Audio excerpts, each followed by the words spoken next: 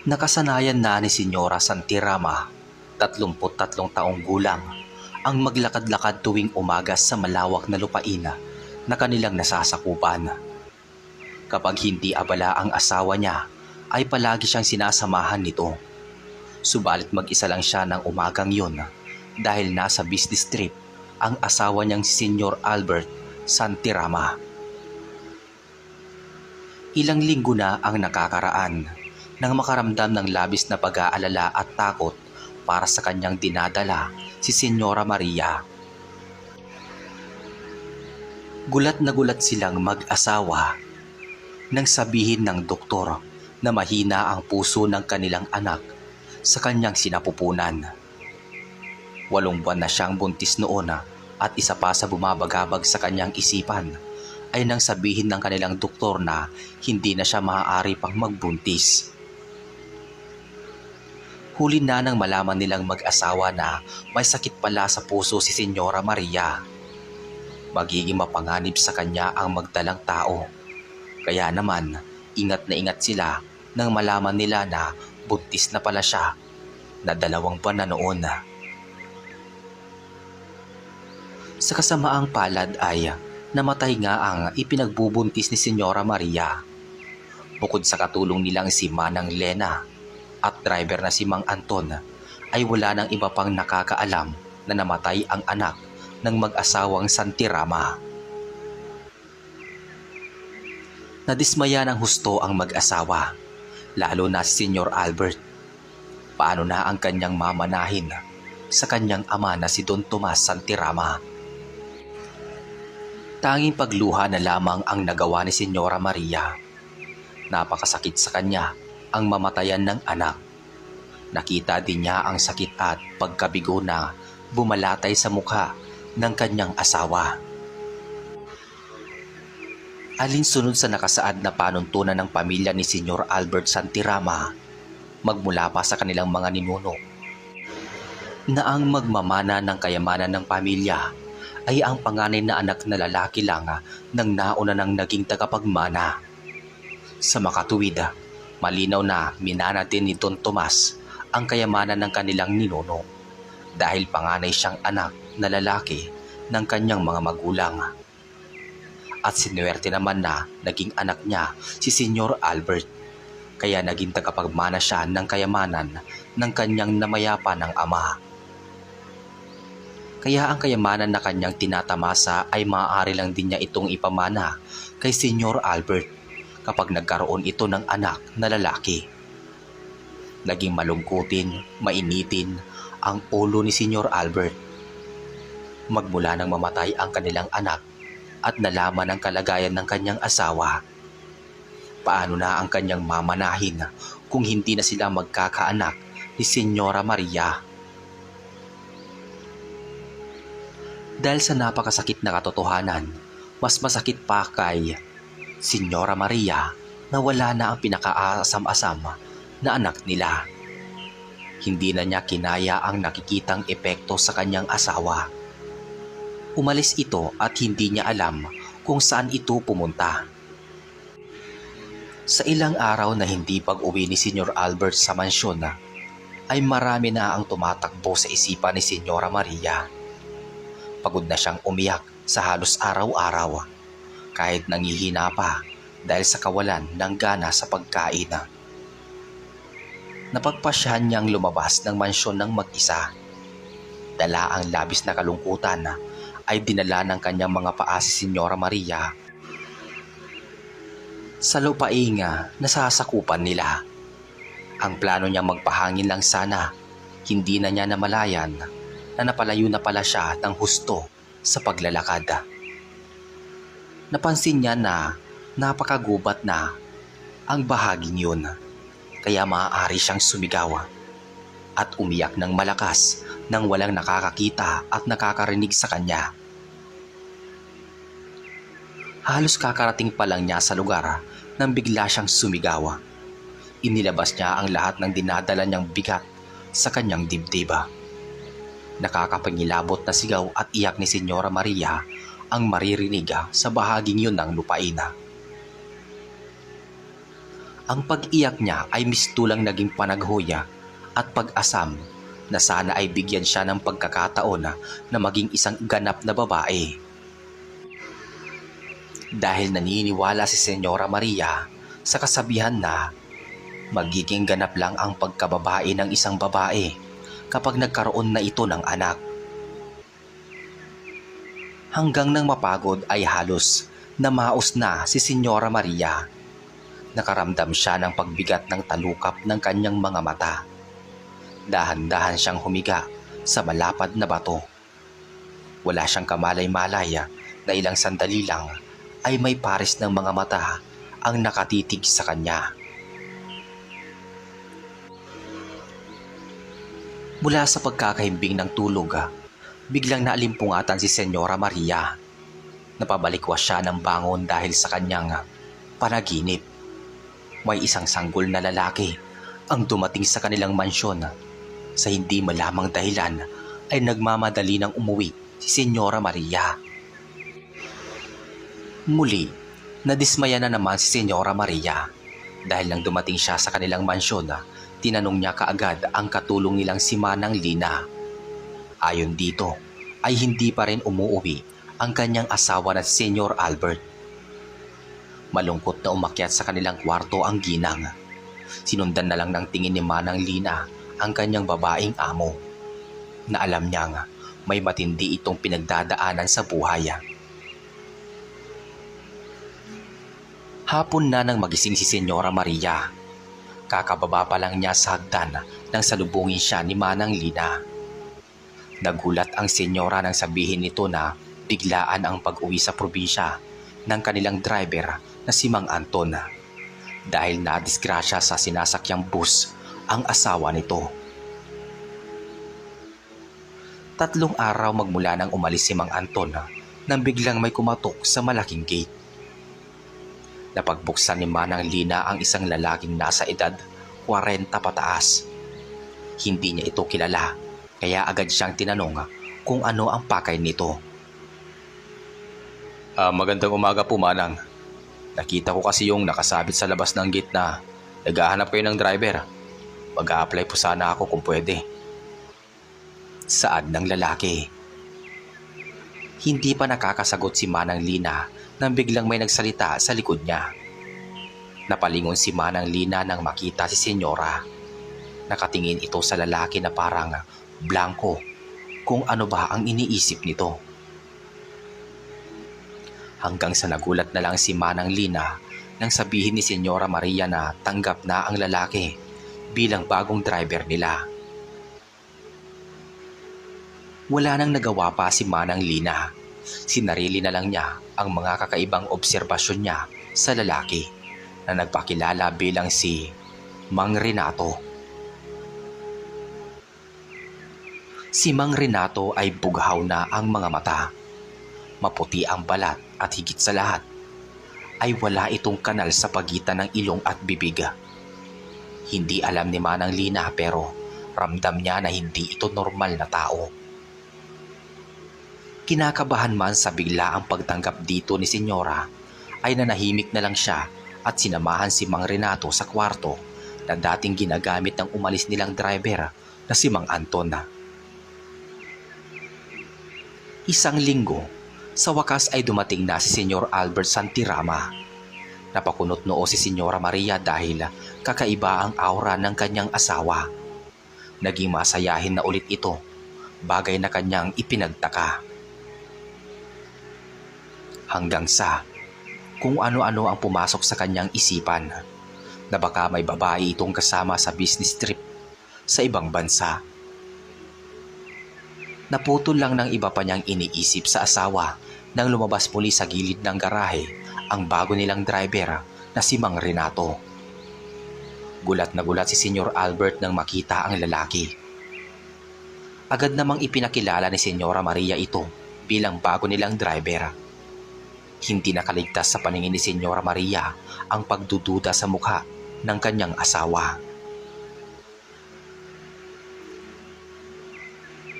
Sa huli ay kinausap din ni Senyor Albert si Mang Renato para sa mga gawain nito bilang driver nilang mag-asawa. Napanatag din ang loob ni Senyora Maria sa nakita. Kinagabihan, habang mahimbing na natutulog ang lahat ng nakatira sa mansyon, isang palahaw ng iyak ng isang sanggol ang gumising sa kamalayan ni Senyora Maria. Dahan-dahan siyang bumangon mula sa pagkakahiga.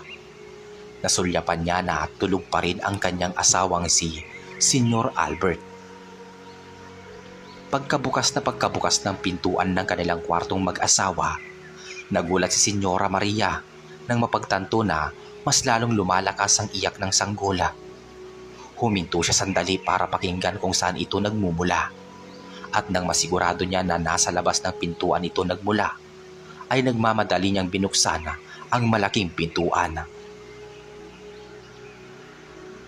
Nanlaki ang mga mata ni Senyora Maria nang makita ang isang kawawang sanggol na lalaki. Kakawag-kawag pa ito. Nakalagay lang sa isang karton at nakabalot ng lampina. Halos napaiyak na siya sa pagkabigla kaya dahan-dahan niya itong kinarga. "Anong nangyari, Maria? Saan galing yung hawak mong sanggol?" Tanong ng noon ay pupungas-pungas na si Senyor Albert. Kitang-kita niya ang kasiyahan sa mukha ng kanyang asawa at maging siya man ay parang nahihipnotismong lumapit sa kanyang asawa. Dahan-dahan niyang sinilip ang napakagwapong mukha ng sanggola. Nalingunan nila na maging ang katulong nilang si Manang Lina ay gulat na gulat din. Hindi matatawaran ang saya nito nang makita ang napakagwapong sanggol na karga-karga ng kanyang among babae. Bago pa sila pumasok sa loob ng bahay, ay hindi nila napansin ang isang figura na nakatayo sa gilid ng garahe. Nakangiti nitong pinagmamasdan ang magandang mukha ni Senyora Maria Santirama. Pagkalipas ng maraming taon, marangyang pamumuhay ang kinagisnan ng anak mayaman na si Jay Santirama. Sa edad nitong 19 na taong gulang ay natikman na niya ang mga bagay na inaasam-asam ng karamihan. Mamahaling damit ang binibili sa kanya ng kanyang kinagisnang mga magulang. Nakakapag-aral siya sa pangmayamang eskwelahan. Nakakakain sa mamahaling restoran at kung iisipin ay kaiinggitan talaga ng marami ang kanyang katayuan sa buhay. Subalit lahat ng yon ay palabas lang dahil si Jay Santirama ay isang ampon lang ng mag-asawang Santirama. Kapag walang ibang tao sa paligid at nasa mansyon lang sila, iba-iba ang pagtrato ng kanyang mami at daddy sa kanya. Pinagtatrabaho siya ng mga ito sa kusina, sa hardin at sa paglilinis ng buong bahay. Ayon sa mag-asawa, ang kanyang mga ginagawa ay kulang na kulang pa sa karangyaan na pinapatikim sa kanya ng mga to. Isang araw, nagulat si Senyora Maria nang lumapit sa kanya si Mang Renato. Kakatapos lang niyang pagalitan ang noon ay umiiyak pa rin si Jay. Nagkamali ito ng pagtatabas sa kanyang mga halaman, kaya katakot-takot na sermon na may kasamang palo pa ang nagawa niya sa bata. "Senyora, mawalang galang na po. Ako na lang po ang utusan mong magtabas ng mga halaman sa hardin. Masyado pa pong bata si senyorito, kaya hindi pa niya alam kung alin ba ang kailangan tabasan." Wika ni Mang Renato. Subalit nagalit lang lalo si Senyora Maria. Ayon dito, kaya walang natututunan ang anak niya dahil sa pagkukonsinte at pagsasalo ng trabaho nito na Mang Renato at Manang Lina. Bago tumilikod si Mang Renato para pumasok sa kanyang kwarto ay nagbitaw ito ng salita sa babaeng amo. "Sana po, Senyora, hindi na dumating yung araw na pagsisisihan mo ang lahat ng ginagawa mo kay senyorito. Paano kung bigla na lang siyang maglaho sa buhay ninyong mag-asawa?" Seryosong tanong ni Mang Renato. Bumalatay ang magkahalong galit at pag-aalala sa mukha ng senyora. Sinundan nito ng masamang tingin ang kanilang driver. Samantala, sa kanyang kwarto ay malungkot na nakatanaw sa labas ng bintana si Jay. Naisip niya ang mga nangyari. Namalayan na naman niya na umiiyak na naman siya. Mula nang tumuntong ng 7 taong gulang si Jay, ay napansin niya na ang hindi magandang pagtrato sa kanya ng kanyang mga magulang. Kapag napapagalitan siya ng mami at daddy niya, ay si Manang Lina nang ang kanyang takbuhan. Manang Lina, bakit po palaging galit sa akin sina mami at daddy? Inosenteng tanong ni Jay habang umiiyak. Sasagutin naman siya ni Manang Lina na pagpasensyaan na lang ang kanyang mga magulang. Marahil pagod lang sa trabaho at sa dami ng iniisip sa kanilang negosyo.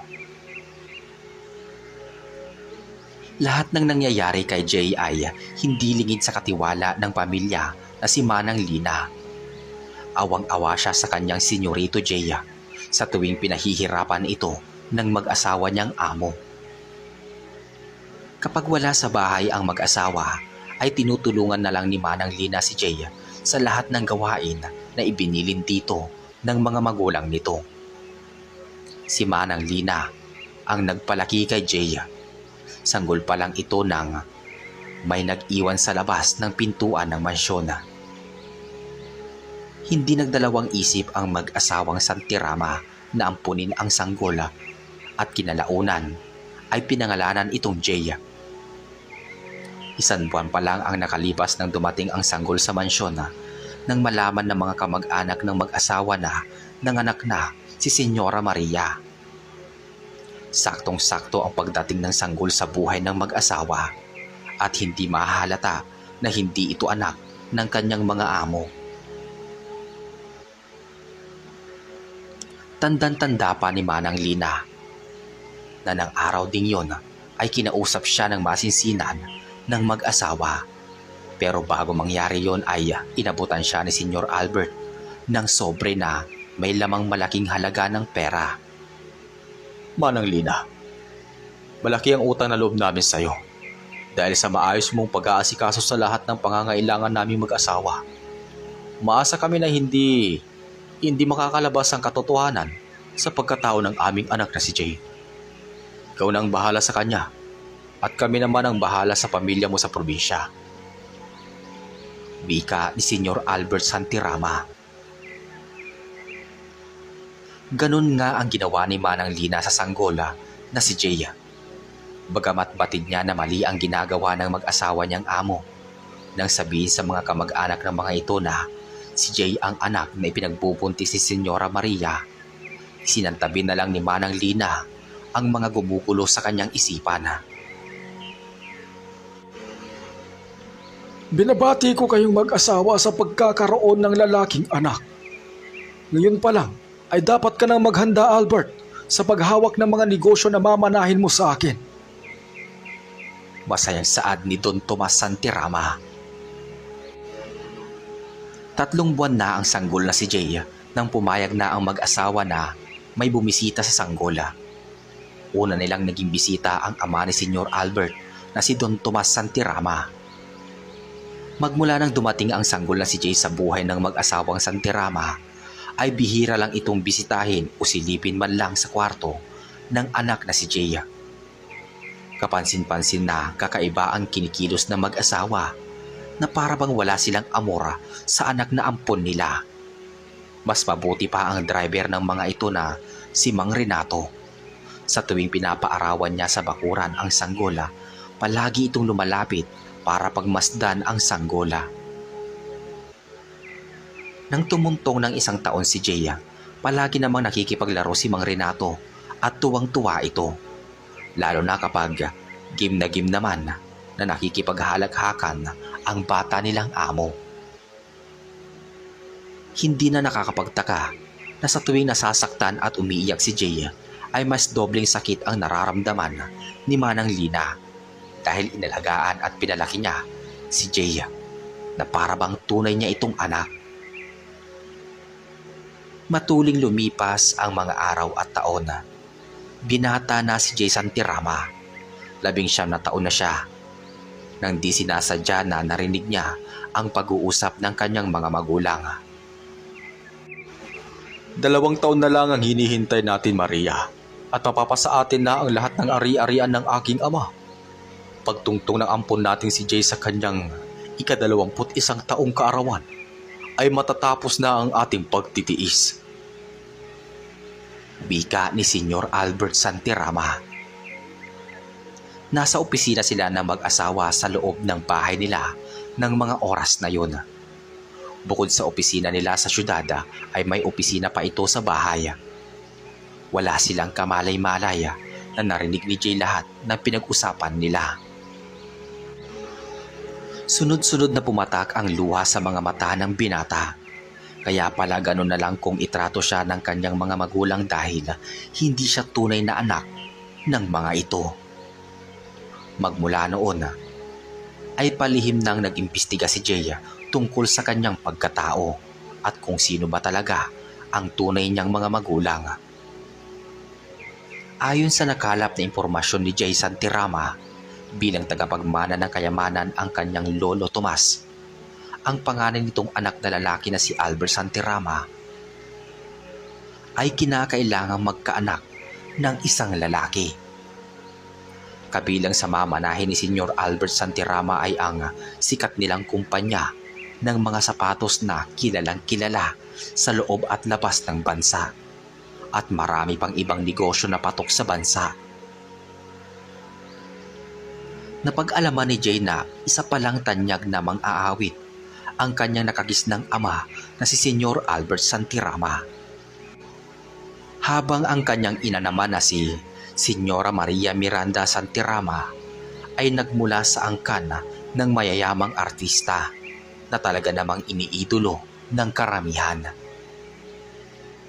Parehong anak mayaman sina Senyor Albert Santirama at asawa nito nga si Mrs. Maria Miranda Santirama. Kung kaya ang nakahiligan ng mag-asawa ay mamili ng mga ari-arian tulad ng inuupahang bahay at malawak na lupain sa syudad man o sa mga probinsya. Isang araw, masayang umuwi sa kanilang mansyon si Senyor Albert Santirama. Hinahanap agad niya ang kanyang asawa at naubutan niya itong nag-aayos ng mga halaman sa hardina. Mahal ko, may inalok sa aking malawak na lupain sa probinsya ng Bicol. Ang inaanak natin sa kasal na sina Sheila at Marco. Ayon sa kanila, sobrang mura lang ng lupang yon at minana pa ng may-ari sa kanyang mga ninuno. Wika ni Senyor Albert Santirama sa kanyang asawa. Nahulog sa malalim na pag-iisip si Senyora Santirama. Biglang lumiwanag ang maganda nitong muka nang may kung anong pumasok sa isip nito. Nagulat si Senyor Santirama nang sabihin ng kanyang asawa na bibilhin nila ang lupa sa isang kondisyon. Sa lupaing iyon, patitirahin nila ang kanilang anak na si Jay Santirama. Ayon sa ginang, ay nasisikipan na siya sa kanilang mansyon. Kailangan magtrabaho si Jay sa lupaing bibilhin nila kaysa mabuhay ng masarap sa bahay nila. At higit sa lahat ay nag-aalala na siya na baka isang araw ay biglang dumating sa mansyon nila ang kanyang biyanang lalaki. Para kay Senyor Albert ay maganda ang ideyang naisip ni Senyora Maria. Sa totoo lang, halos araw-araw niyang iniisip at inaalala paano kung isang araw ay biglang matuklasan ng kanyang amang si Don Tomas Santirama ang kanilang pinakatago-tagong lihim na mag-asawa. Siguradong magagalit ito ng husto at wala silang mahihinita sa kayamanan nito. Pagkalipas ng ilang araw simula nang makasundo silang mag-asawa, pumunta agad ang mag-asawang sina Senyora Albert at Senyora Maria sa probinsya ng Bicol para makipag-usap sa may-ari ng lupain. Pagkalipas ng ilang mga oras na biyahe, ay narating na nila at nahanap agad nila ang may-ari ng lupang nagmamay-ari ng ibinebentang lupa. Namangha silang mag-asawa ng Isang napakalawak at may sukat na 5 ektaryang lupain ang kanilang naabutan. Marami na itong tanim na mga nyog, saging at mga puno ng mga prutas na namumutik-tik sa bunga ng mga panahong yun. Kaya hindi na nagpatumpik-tumpik pa ang mag-asawang sina Senyor Albert at Senyora Maria. Agad na silang nakipagkasundo sa may-ari upang bilhin ang lupa. Pagkatapos magkabayaran, ay naghanap ang mag-asawang Santirama ng magiging caretaker sa kanilang lupaing bagong bili. Sakto naman na napadaan sa tarangkahan ng bahay ng pamilya ni Mang Agustin ang mag-amang sina Leo at Mang Edwin. Nakita ng mag-asawa na may mamahaling sasakyan na nakaparada sa bahay. Bahay ng dating kapitan ng kanilang baryo na si Mang Agustin. Nakita naman nila ito na dumaan, kaya nagmamadali silang tinawag ni Mang Agustin. Ka Edwin, mangyari na ibenta ko na sa kanila ang aking lupa. Minsan na kitang pinagbantay dun kaya alam mo na ang lawak nun, di ba? Naghahanap sila sir at ma'am ng caretaker. Baka gusto mo. Alok ni Mang Agustina. Namilog ang mga mata ni Leo sa trabahong inaalok ni Mang Agustina. Tatanggi na sana si Mang Edwin dahil plano nila ang ibang kababaryo nila ang dumayo ng pangingisda sa ibang lugar. Nang biglang sumabat si Leo sa usapan. Mawalang galang na po. Ako po pwede ako maging caretaker sa lupa ninyo, ma'am, sir. Lumaki po ako sa bukid kaya alam ko po kung paano magbantay. At kung gusto po ninyo, magtatanim din po ako sa lupain ninyo ng libre lang. Wika ni Leo sa mag-asawa. Naaliw na pinagmasda ni Senyora Santirama ang binatilyo. Bagamat masyado pa itong bata, ngunit ang isip nito ay matured na. Kapag ganitong klase ang makakasamang magbantay ng kanilang ampon na si Jay sa lupa nila, ay siguradong marami matututunan ang kanilang ampon. Tuwang-tuwa ang mag-ama nang umalis na ang mag-asawa. Ayon kay Senyora Maria Santirama, darating ang anak nitong lalaki at ipinilin kay Leo na bantayan ang mga kilos nito, lalo pa at hindi kabisado ang lugar. Inalok siya ng malaking sweldo ng ginang, kaya naman tuwang-tuwa ang binatilyo. Sa wakas, ay makakatulong na siya sa kanyang pamilya at makakaipon paunti-unti para sa kanyang pag-aaral. Samantala, nang makarating na sa mansyon ang mag-asawang Santirama, sinadya nilang kausapin si Jay kinaumagahan habang nasa harap ng hapagkainan. Gulat na gulat si Jay nang marinig na sinabi ng kanyang mga magulang at ayon sa mga to ay sa probinsya ng Bicol na siya titira. Mami, paano po ang pag-aaral ko sa susunod na pasukan? Tanong ni Jay.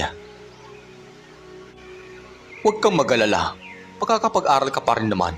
May eskwelahan sa Bicol, ngunit kung talagang gusto mong makapag-aral, ay mapagtatrabahuhan mo ang mga matrikula mo. Magtatrabaho ka sa bukid, magtatanim, at huwag kang mag-alala, may makakasama ka naman doon. Mahabang litanya ni Senyor Albert Santirama. Nagkatinginan ang mag-asawang Santirama ng makahulugan. Wala namang magagawa ang kanilang ampon kundi ang sumunod lamang. Sumunod sa lahat ng gusto nila, tulad ng kung paano nila ito napasunod magmula pagkabata. Naiiyak na napatingin na lang si Jay sa kanyang mga magulang. Lingid sa mga magulang niya ay alam na niya ang buong katotohanan sa tunay niyang pagkatao. Subalit mas pinili na lang niya ang manahimik at sumunod na lamang sa kagustuhan ng mga to. Maging si Manang Lina ay gulat na gulat din sa takbo ng usapan sa pagitan ng kanyang mga amo at alagang si Jay. Palihim siyang nakikinig sa usapan ng pamilya sa kusina. Naaawa siya at nalulungkot sa napipintong paglayo sa kanya ni Jay. Nagpasintabi si Jay sa kanyang mga magulang. Tumayo siya at nagmamadaling tumakbo papunta sa kanyang kwarto. Pagkatapos ay isinarado ni Jay ang pintuan ng kanyang kwarto. Ibinagsak niya ang kanyang katawan sa kanyang kama. Pinagsusuntok niya ang kanyang unan habang umiiyak. Buong buhay niya ay palagi nalang mali para sa mga magulang niya ang kanyang ginagawa. Palagi na lang siyang sunod-sunuran sa lahat ng mga gusto nito, kahit nalabag sa kanyang kalooban. Walang tigil ang pag-agos ng mga luha sa mga mata ni Yaya Lina. Nasa harapan niya ang kanyang alagang si Jay at ikinuwento ang lahat. Masakit para sa kanya ang malayo sa kanyang alaga, ngunit gustuhin man niyang samahan ito sa probinsya, alam niyang hindi papayag ang kanyang mga amo. Tangi mahalagang tagubilin na lang ang kanyang ipinabaon. Ipinabaon niya sa kanyang mahal na alagang si Jay. Naiiyak na yumakap si Manang Lina sa kanyang alaga, na alam niyang mangungulila siya ng husto sa pag-alis nito. Palihim niyang inabutan ng malaking halaga si Jay. Alam niyang magiging mahirap ang buhay nito sa probinsya. Ayaw pa sanang tanggapin ni Jay ang ibinibigay na pera ni Manang Lina, ngunit mapilit ito at sinabi na magtatampo ito sa kanya kapag hindi niya kinuha ang pera. Sa pagkakataong yun ay bumuhos ang pagmamahal ni Jay kay Manang Lina. Hinawakan niya ang ulo ni Manang Lina at masuyong hinalikan sa noo bago niya ito niyakap ng mahigpit. Pagkatapos ay nagpasalamat at binilinan si Manang Lina na palaging ingatan ang sarili. Hindi maintindihan ni Jay ang kalungkutang nadarama nang sumakay na siya sa kotse. Malungkot na nilingon ni Jay ang mansyon, sakay ng kotse na pag-aari ng kanyang ama na si Senyor Albert. Namamalisbis ang luha sa mga mata ng binata nang kumaway ito. Sa huling pagkakataon, sa babaeng tunay na naging ina sa kanya. Batid ni Jay na tulad niya ay malungkot din si Manang Lina. Ito ang tumayong ina sa kanya mula pagkabata. Kaya naman hindi lang pagiging isang yaya ang turing niya dito. Para kay Jay, si Manang Lina niya ang kanyang tunay na ina. Nangako siya dito na balang araw ay magkakasama ulit sila. Habang nasa biyahe ay abala ang isipan ni Jay kung anong klase ng buhay ba ang naghihintay sa kanya sa probinsya. Para sa kanya ay panibagong pagsubok na naman ang kanyang kakaharapin sa bagong buhay na kanyang tatahakin. Habang tulog na tulog si Jay sa likod ng driver na si Mang Renato, wala siyang kamalay-malay na inihinto nito saglit ang kotse. Matagal siya nitong tinitigan bago masuyo nitong hinaplos ang pisngi ni Jay. Mabilis nitong pinunas ang mga luha sa kanyang mga mata nang makita na gumalaw ang ulo ng kanyang batang amo. Mag-aalas 3 na madaling araw nang marating nila ang terminal ng bus, kung saan ay naghihintay ang binatang si Leo. Senyorito Jay, gising na po. Nandito na po tayo. Wika ni Mang Renato. Pupungas-pungas naman na nag-inat si Jay, kasunod ang pagsilip sa labas ng kotse. Madilim pa sa labas, ngunit kailangan lumabas para magbawas. Kaya nagpaalam si Jay kay Mang Renato na iihi muna. Halos kakababa pa lang ni Jay nang sumalubong sa kanya ang isang binata na halos kasing edad lang niya. Magandang umaga po. Kayo po ba si Senyorito Jay Santirama? Ako nga pala si Leo at ako ang kinuhang caretaker ng mga magulang mo. Litanya ni Leo. Tatango-tango naman na sumagot si Jay. Nag-excuse siya kay Leo na hintayin siya sa loob ng kotse. Paglingon nila sa kotse na tinuro ni Jay ay nakababa pa lang ang driver na si Mang Renato. Kinawayan nito si Leo para lumapit. Nakangiti na nagpakilala si Leo kay Mang Renato. Napakunot noo si Leo nang matitigan ang mga mata ng driver. Napansin niya na sinusundan nito ng tanawa ang papalayong amo na si Jaya. Sinarili na lang ni Leo ang kanyang iniisip, baka guni-guni lamang niya ang kanyang nakita. Masayang kasama si Leo. Naaaliw si Jay habang kausap ang kanyang magiging partner sa magiging trabaho niya sa lupain ng kanyang mga magulang. Huwag kang mag-alala, Senyorito Jay. Sa una ka lang malulungkot dito sa probinsya. Pero kapag nadala na kita sa magagandang lugar dito, tiyak na hindi mo na nanaisin pang bumalik sa syudad. Wika ni Leo. Hindi nakaligtas sa paningin ng binata nang mapansin niyang malungkot ang mga mata ni Jay. Kaya pinapatawa niya ito. Nagulat siya nang biglang sumabat ang driver nito.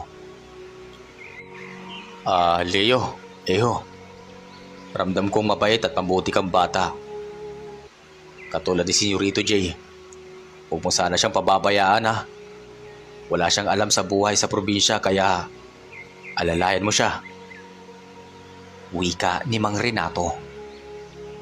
Nagulat si Jay nang marinig ang mga katagang yun mula sa kanilang driver. Matagal niya na itong napapansin na tahimik lang.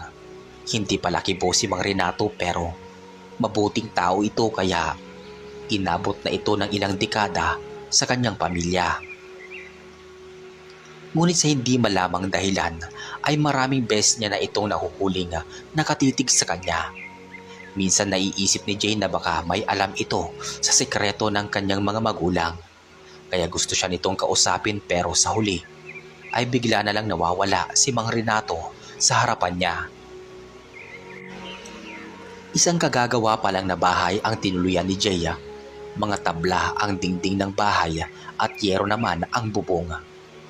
Ganon pa man ay napabuntong hininga na lang si Jay. Malayong malayo nga ang magiging buhay niya dito kumpara sa mansyon na kanyang kinalakhan.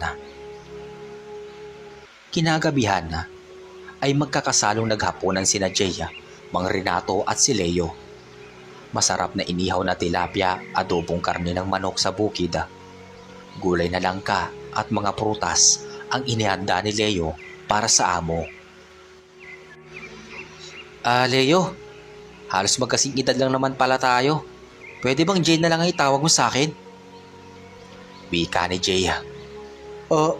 Pero amo ko po kayo. Parang hindi magandang pakinggan na sa pangalan lang kita tatawagin. Sagot naman ni Leo. Napangiti si Mang Renato sa takbo ng usapan ng dalawang kaharap. Alam niya na sa una pa lang, pahihirapan ang kanyang batang amo ngunit masasanay din ito at mas magugustuhan ang buhay probinsya, malayo sa buhay nito sa mansyon. Pagkalipas ng isang linggo, nagulat si Jay sa biglaang pagdating ng kanyang inang si Senyora Maria. Kasama nito ang driver na si Mang Renato. Bumalatay sa magandang mukha nito ang galit dahil inaasahang marahil nito na nagtatrabaho siya sa bukid. Napansin ni Jay na namumugto ang mga mata ng kanyang ina kahit masama ang kanyang pakiramdam at hindi makabangon. Pinilit niyang maupo para tanungin ang kanyang ina. Nahihiya siya dahil naabutan siya ng kanyang ina na nakahiga. Masama ang pakiramdam ni Jay. Nabigla yata siya sa pagtatrabaho sa bukid. Marami silang tinanim na mga puno ng saging at iba pang pagkaing baging. Ayaw sana siyang pagawain ni Leo ngunit siya ang mapilit. Gusto niyang matutunan ang lahat para pag dumating ang kanyang mga magulang ay maging proud ito sa kanya. Galit na galit si Senyora Maria Santirama nang madatnang nakahiga si Jay. Kung ano-anong masasakit na salita ang binatawan nito sa anak. Hindi man lang binigyan si Jay ng pagkakataon na makapagpaliwanag. Dahil sa galit nito ay pinilit nitong tumayo at magtrabaho si Jay sa bukid. Samantala, tahimik lang na nakamasid sa kanila si Mang Renato sa labas ng bahay. Napapakuyom siya ng kamao.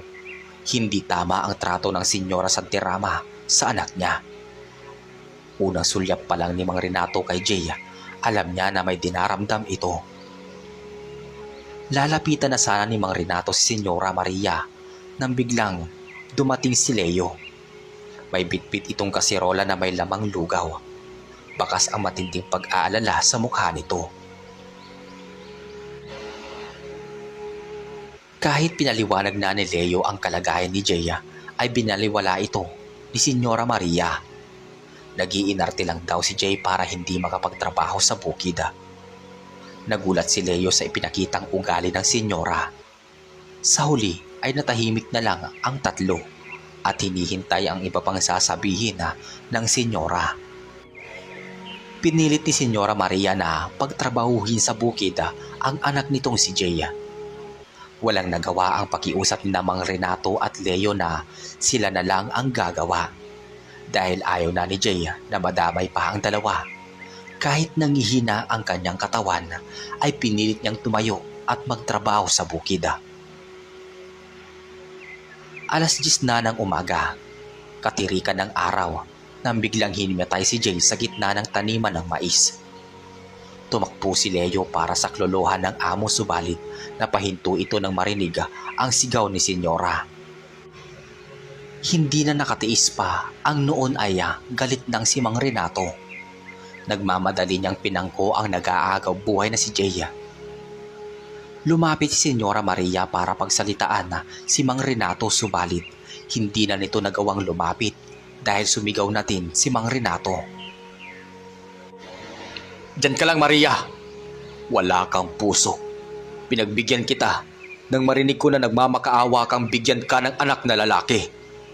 Dahil sa labis na awa ko sa'yo, pinagkaloob ko ang aking anak sa'yo. Subalit buong buhay niya, kalupitan ang pinadanas mo sa kanya. Wala kang karapatang maging isang ina kahit kailan. Dahil sa mga ginawa mong pagpapahirap sa anak ko, binabawi ko na siya sa inyong mag-asawa. Galit na wika ni Mang Renato. Natulala sa pagkagulat sina Senyora Maria at Leo. Unti-unting nawala sa paningin nila si Jay at Mang Renato. Dahil sa pagkabigla ay nagtatatakbo pa uwi ng kanilang bahay si Leo. Naiwan na pumapalahaw ng iyak si Senyora Maria. Paulit-ulit na nagsisigaw si Senyora Maria ng paghingi ng tawad kay Jay. Ganon din kay Mang Renato na siyang ama nito. Subalit ni anino ng mga ito ay hindi na niya muli pang nakita. Samantala, sa mansyon ng mga Santirama ay hindi mapakali si Manang Linda. Kinakabahan siya bigla at ang iniisip niya ay ang alaga niyang si Jay. Nagulat na lang siya nang biglang sumulpot sa harapan niya si Jay. Nakangiti ito at niyakap siya ng mahigpit. Kahit naguguluhan ay tinanong ni Manang Lina si Jay kung sino ang naghatid sa kanya. Sumulpot sa tagiliran niya si Mang Renato. May inabot sa kanyang isang supot at dahan-dahan niya itong binuksan. At ganun na lang ang pagkagulat niya na makita ang ilang pirasong ginto. Ito na marahil ang huli nating pagkikita, Manang Lina. Maraming salamat po sa pag-aalaga at pagmamahal mo sa akin mula pagkabata. Gamitin mo po ang bagay na yan para makauwi ka na sa pamilya mo. Palagi ka po mag-iingat. Huwag mo na po akong alalahanin. Nasa mabuti na akong kalagayan. Wika ni Jay. Niyakap ng mahigpit ni Jay si Manang Lina hanggang sa unti-unti silang nawala sa paningin nito. Naiwang umiiyak at nagpapasalamat si Manang Lina sa pinakamamahal niyang alaga. Sa bahay naman ni Leo, nagising na lang siya sa huni ng ibon sa uluhan niya. Pupumangas-pungas siyang tumayo at naghihikab nang bigla siyang napahinto dahil may ilang bungkos ng pera sa kanyang uluhan. Para sa iyo ang lahat ng yan, kaibigan. Maraming salamat sa maiksing panahon na pinagsamahan natin. Nakita ko ang kabutiang loob mo. Wika ni Jay. Hindi nakapagsalita pa si Leo dahil bigla ding nawala sa paningin niya ang gwapo niyang kaibigang Engkanto. Nagtatatakbo na siya palabas ng kwarto niya at ibinalita sa kanyang pamilya ang napakalaking biyaya na ibinigay sa kanya ng dati niyang amo. Samantala, tuluyan nang nawalan ng mana si Senyor Albert Santirama. Nagulat silang mag-asawa nang biglang dumating sa mansyon na sila Don Tomas Santirama, ang kanyang ama. May mga papeles na ipinakita sa kanila ang matandang Don na nagpapatunay na ang anak ni Maria at ni Albert Santirama ay namatay sa ospitala. Hindi nila alam kung paano ito nakarating sa kanyang ama, ngunit may kutob na sila na si Jay ang may gawa ng lahat. Tinanggap ng mag-asawa ang naging bunga ng kanilang maling ginawa.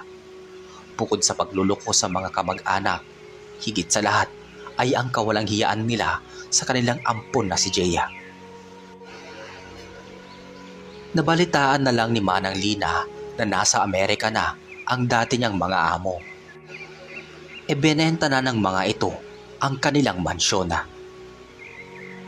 Ang nangyari sa mag-asawa ay isang napakalaking aral na kahit kailan ang kasamaan at sinungalingan ay hindi magtatagumpaya dahil darating ang araw na mabubunyag din ang katotohanan. Sa madaling salita, walang sikretong hindi nabubunyag. Lilitaw at lilitaw ang totoo. At dito po nagtatapos ang ating kwento.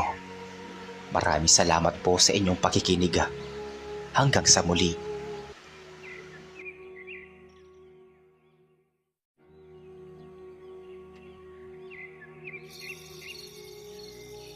Bawat isa sa atin sa mundong ito ay mayroong mga kaibigan. Ngunit, nagkaroon ba kayo ng kaibigan na kakaiba? Okay. Ito ang aking kwento ngayon. Karanasan tungkol sa isang kaibigan at ang itinatago niyang sikreto. Ako si Alan, isang binatilyo, at si Milo ang aking kaibigan. Palagi kami magkasama sa biruan, tawanan at higit sa lahat kapag may nililigawan kaming babae. Nagtatrabaho kami bilang taga-deliver ng mga paninda sa palengke.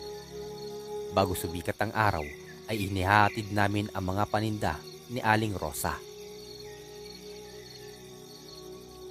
Nilapitan namin si Ana para ibigay ang mga paninda.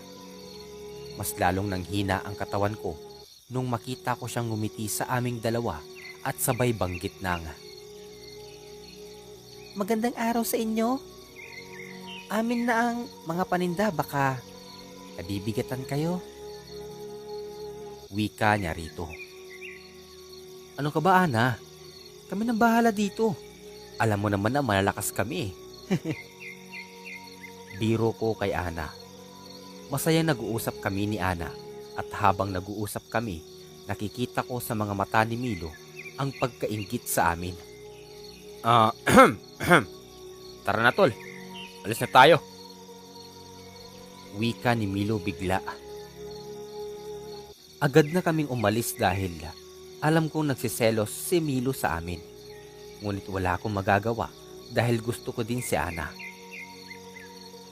Isang araw, nag-deliver kami ng paninda ni Aling Rosa, ngunit wala siya roon. Nakita namin ang anak niyang si Ana. Sobrang ganda at napakakinis ng balat. Unang kita pa lang namin ni Milo sa kanya ay manghang-mangha na kami sa kagandahan niya. Bakit wala si Aling Rosa? At saka, bakit si Ana ang nagbabantay ng mga paninda? Wika ko. Tol, hindi mo ba alam na may pinuntahan si Aling Rosa ngayon? Kaya di siya nakapagtinda? Saka ayaw mo ng ganun? Si Ana ang magtitinda? Kahit sinong customer gaganahan sa pagbili ng mga paninda niya. Wika ni Milo. Napangiti na lang ako dahil alam kong may gusto si Milo kay Ana. Oo, aaminin ko na gusto ko din si Ana. Kaya di ko matanggap na gusto rin siya ng kaibigan ko. Nang makauwi ako sa bahay, kinausap ako ni Milo. Agad akong pinagpawisan dahil mukhang seryoso ang aming pag-uusapan. Tol, usapang lalaki to ah. Alam kong gusto mo rin si Ana. Huwag mo nang ipagkaila, okay? Wika ni Milo sa akin. Nagbuntong hininga ako bago magsalita. Tol, kasi... oo. Gusto ko siya. Alam ko din na gusto mo siya pero ito lang sasabihin ko sa iyo. Kung sino man sa atin ang piliin ni Ana, sana tanggapin natin ang kahihinatnan. Sagot ko rito. Pagdating ng hapon, bumisita sa amin si Ana. Wrong timing naman dahil nandoon din si Milo. Uy, nandito ka pala. Bakit ka napabisita? Tanong ni Milo kay Ana. Kasi gusto ko sana kamustahin si Alan. Mukha kasing pagod na pagod siya kanina sa pag-deliver ng mga paninda namin. Sagot naman ni Ana. Kitang-kita ko sa mga mata ni Milo ang pagkainggit at pagkaselos kaya agad siyang umalis na para bang naiirita. Anong nangyari doon? May nasabi ba akong masama? Nagtatakang tanong ni Ana. Wala ka namang nasabing masama. Sa totoo lang, napakaganda ang mga sinabi mo. Huwag mo na nang pansinin yun. Wika ko naman dito. Pagsapit ng gabi, ay nakikita ko na hindi mapakali si Milo. Panay ang punta niya sa bahay kaya dahil sa aking kuryosidad ay agad ko siyang tinanong. Tol, ano bang problema mo? Tanong ko. Wala tol. Medyo masama lang pakiramdam ko. Sige, matulog ka na. Huwag mo na akong intindihin. Wika naman ni Milo. Pagsapit naman ng umaga ay sobrang sakit ng buo kong katawan. Halos hindi ako makakilos sa sobrang bigat ng katawan ko. Kaya nung oras na iyon ay hindi ako nakasama kay Milo sa pagdi-deliver ng paninda ni Aling Rosa. Halos buong araw kong nararamdaman ang sakit at bigat ng katawan ko. Dumating ang hapon, pinuntahan ako ni Ana sa aming bahay. O ano nangyari? Bakit ba sumakit at sumama ang pakiramdam mo? Wika na pag-aalala ni Ana. Di ko rin alam eh. Basta pagkagising ko, ganito na ang nararamdaman ko. Sagot ko naman sa kanya. Sasamahan kita dito. Ako ang mag-aalaga sa'yo. Wika naman ni Ana. Agad na dumating si Milo at binigyan kami ng pagkain. Atol, salamat sa pagkain na ito ah. Wika ko kay Milo. Walang anuman tol. Maasahan mo ko. Pagkatapos naming kumain, ay biglang sumama ang pakiramdam ni Ana. Ana? Ano nangyari sa'yo? Nagtatakang tanong ko sa kanya. Alan, medyo sumama ang pakiramdam ko. Parang di kita maaalagaan ngayon. Sorry ha. Wika niya sa akin. Agad na hinatid ni Milo si Ana sa kanilang bahay. Kinabukasan ay agad akong nagpa-check up sa doktor para malunasan ang aking sakit, ngunit base sa doktor wala silang nakikitang problema sa aking katawan.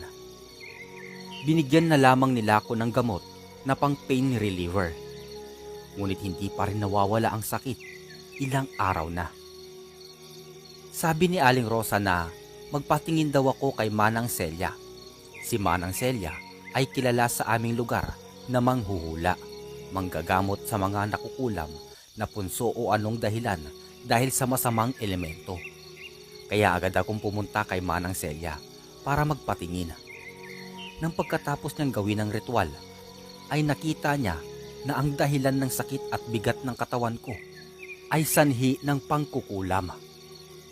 Yun ang sabi niya. Agad kong pinuntahan si Milo dahil siya ang huli kong nakasalamuha bago sumakit at bumigat ang aking pakiramdam. At bago sumama ang pakiramdam ni Ana ay binigyan niya kami ng pagkain. Kaya napagtanto ko na ang nasa likod ng mga ito ay si Milo. Matapos ko siyang kausapin, sa kabutihang palad ay nagkaintindihan namang kaming magkaibigan. At sa awa naman ng Diyos, siya na mismo ang nag-alis ng mga itinanim niya sa aming mga katawan.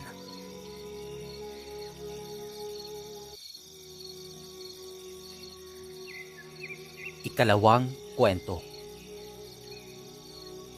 Isa ako sa mga taong nakasagupa na ng aswang. Paano? Ikikwento ko sa inyo ang aking malagim na kwento. Sa aming barangay, lahat kami ay magkakakilala-kilala. Halos buong taong nakatira sa aming barangay ay kilala namin ng bawat isa. Isang araw, nagbabike ako sa daan ng may nakasalubong akong isang babae. Sobrang ganda ng kanyang mukha at kaakit-akit tignan. Unang sulyap ko pa lang sa mga mata niya ay naramdaman ko na ang mabilis na pagtibok ng aking puso. Kuya, alam niyo po bang street na ito? Tanong niya. Sobrang ganda ng boses niya. Yan ba, miss? Oo. Alam ko yung lugar na yan. Dahil kalapit lang ng bahay namin yan. Sagot ko naman sa dalaga. Salamat po, kuya. Huwag mo na akong tawagin, kuya. Nakakailang naman. Tawagin mo na lang akong Mark. So, ikaw pa lang bagong lilipat sa pinapaupahan ni Aling Tiseng? Sabi ko sa kanya. Opo. Salamat po, kuya. Mark po pala. Wika niya sa akin na bahagyang napapangiti. Sabay kaming nagtawanan ng malakas. Itinanong ko ang pangalan niya at siya si Rona. Isa siya sa lilipat sa apartment ni Aling Tiseng. Sinamahan ko siya papunta sa apartment. Sobrang saya ko dahil nakasalubong ko ang pinakamagandang babae sa aming barangay. Kaya walang patulpik-tulpik ay tinanong ko kung may boyfriend na ba siya. Ang sagot niya ay wala. Na dahil halos lahat ng naging boyfriend niya ay hindi tumagal sa kanya. Kaya sinabi ko sa aking sarili na ito na ang pagkakataon para simulan ko ang pagliligaw ko sa kanya. Pero napaisip ako kung bakit walang tumatagal na boyfriend sa kanya. Napaisip ako bigla kasi sa sobrang ganda ng mukha at boses ay madami talaga ang magkakagusto sa kanya. Pero di ko na inisip yun kasi ang mahalaga ay pwede ko na siyang ligawan. Lumipas ang ilang araw. May mga ibang tao din na nangungupahan sa malaking apartment ni Aling Tiseng. Pumunta ako sa bahay ni Rona para kamustahin siya. Kamusta ka naman, Rona? Ayos ka lang ba rito? Pagtatanong ko sa kanya. Ayos lang naman ako. Medyo maingay lang ang mga kapitbahay. Biro niya sa akin. Ito pala. Dinalhan kita ng mga mangga na may asin. Wika ko na medyo may pagkahiya. May asin? Kasi di ako kumakain ng ganyan eh. Sorry. Salamat na lang. Pagtatanggi niya sa akin. Nagtataka ako kung bakit di niya tinanggap ang inaalok kong pagkain. Nagpaalam na ako sa kanya para umalis. Rinig na rinig ko ang sobrang ingay sa apartment ni Aling Tiseng. Mga batang nagtatawanan, mga nagkukwentuhan, at mga nagsisigawan pa. Ngunit nagulat na lang ako nang unti-unting nawala ang mga ingay na iyon. Kaya agad akong lumabas at pumunta sa apartment ni Aling Tiseng. Nakita ko na kabilugan ang buwan. Naalala ko ang kwento ng mga kabarangay ko na sa kabilang barangay merong isang aswang na lumilibot tuwing gabi at pumapatay ng mga tao tuwing kabilugan ng buwan.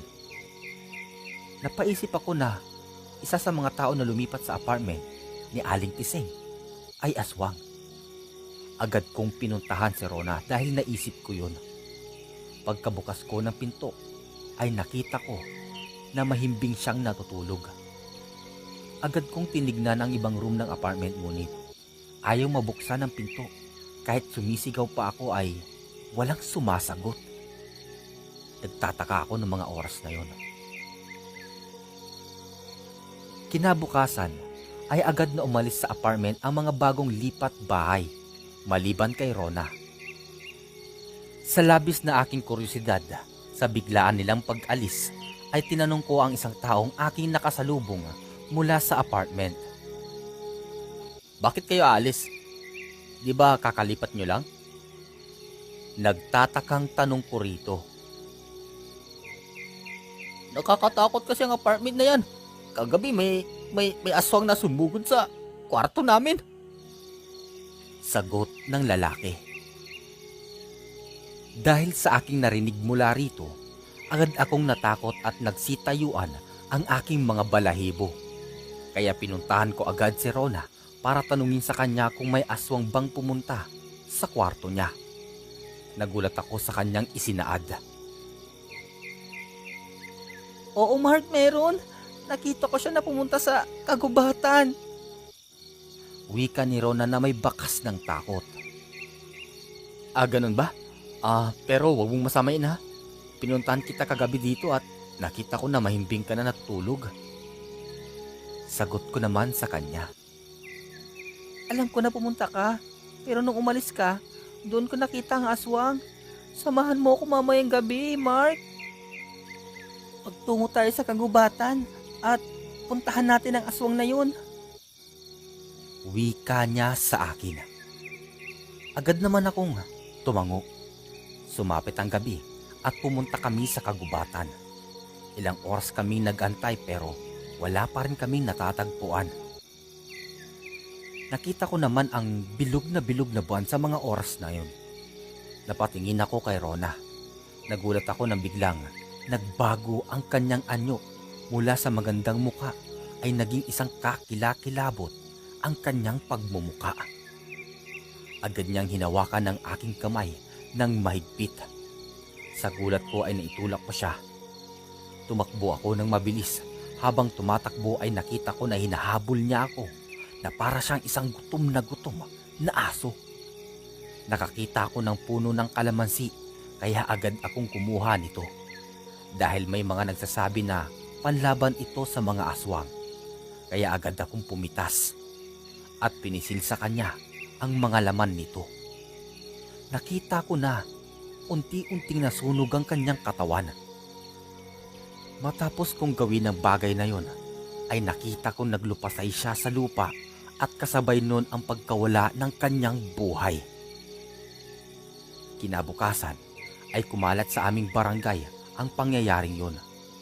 At ito nga ang kwento ng aking pagkasagupa sa isang aswang na minsan naming naging kapitbahay.